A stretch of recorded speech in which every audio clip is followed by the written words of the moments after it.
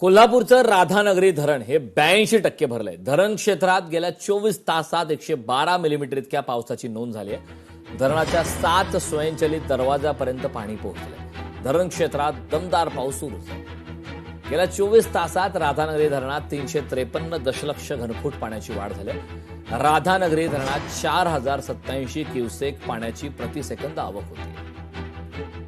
कोल्हापूरचं राधानगरी धरण हे 82% भरलंय.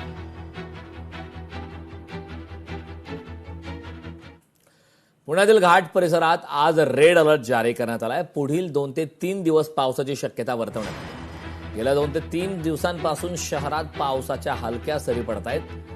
मंगळवारी शहरात 20 मिलीमीटर पावसाची नोंद झाली तर पुढील 48 तासात पुण्याच्या घाट परिसरातील मुसळधार काही शहरात मुसळधार पावसाची शक्यता वर्तवण्यात आली.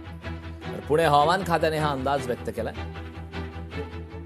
पुढील 48 तासात पुण्याच्या घाट परिसरात काही शहरांमध्ये मुसळधार पावसाची शक्यता वर्तवण्यात आली.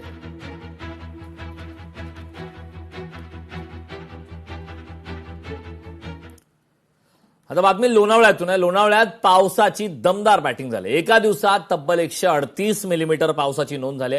धबधबे मात्र आता त्यामुळे ओसंडून वाहू लागले. लोणावळ्यात पावसाची दमदार बॅटिंग झाली. एका दिवसात तब्बल 138 मिलीमीटर इतक्या पावसाची नोंद झाली. धबधबे सुद्धा ओसंडून वाहू लागले.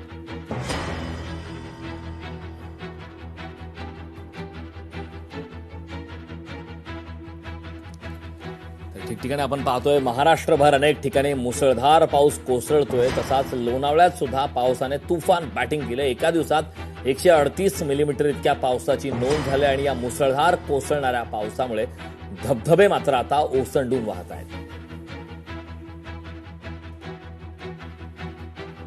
एका दिवसात तब्बल 138 मिलीमीटर इतक्या पावसाची नोंद लोणावळ्यात झाली.